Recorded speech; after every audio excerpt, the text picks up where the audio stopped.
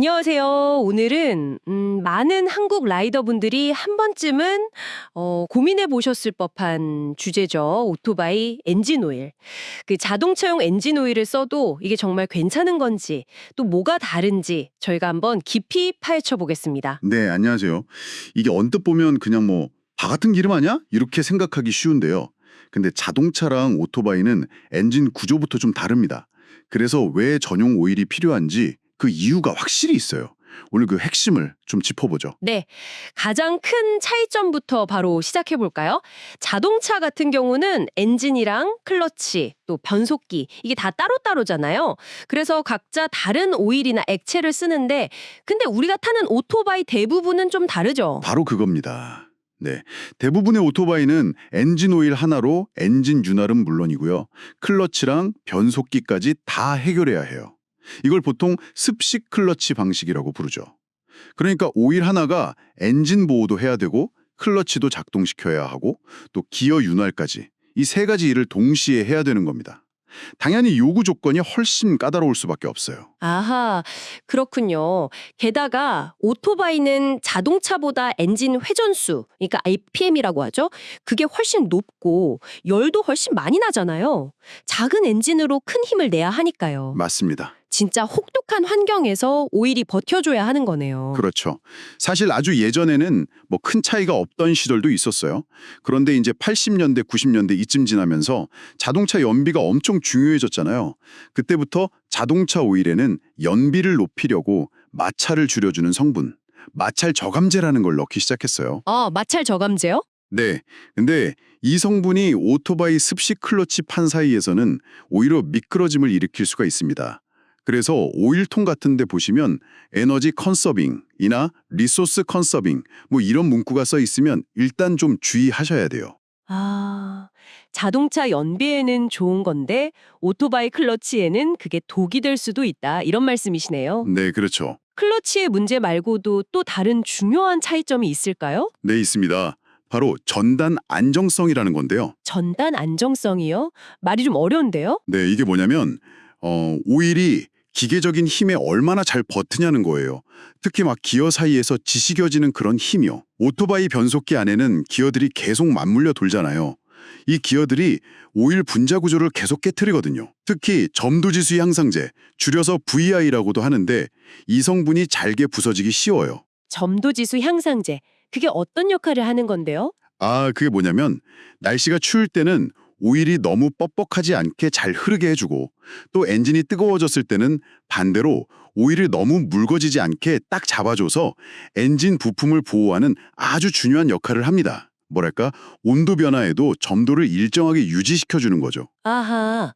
근데 오토바이 변속기 기어들이 이 중요한 성분을 자꾸 망가뜨린다. 그럼 문제가 생기겠네요? 그렇죠.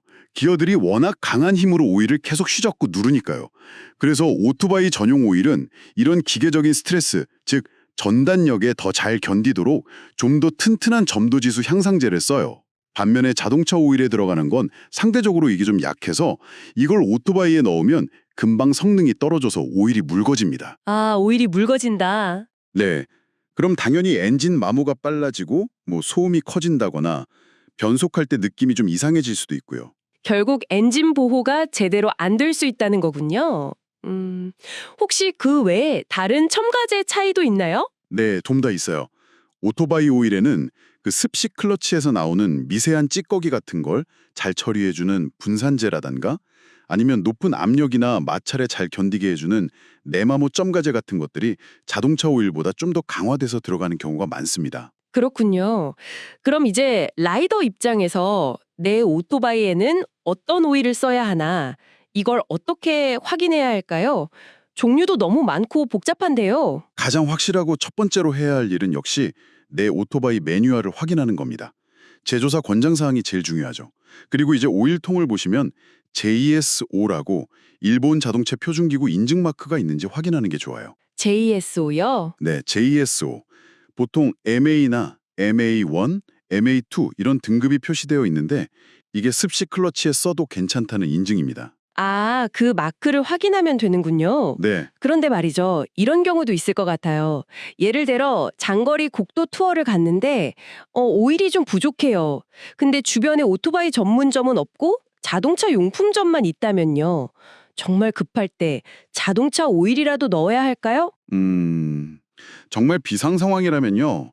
엔진 보호 측면에서는 오일이 아예 없는 것보다는 뭐라도 넣는 게 낫겠죠? 그런 경우에는 아까 말씀드린 에너지 컨서빙이나 리소스 컨서빙 표시가 없는 자동차용 오일 중에서 자기 바이크 매뉴얼에 맞는 점도, 예를 들어 뭐 10W40이다. 그러면 같은 점도의 오일을 임시로 보충하는 건 괜찮을 수 있습니다. 뭐 수백 킬로미터 정도 잠깐 타는 걸로는 당장 큰 문제가 생기지는 않을 수도 있어요. 아, 다행이네요.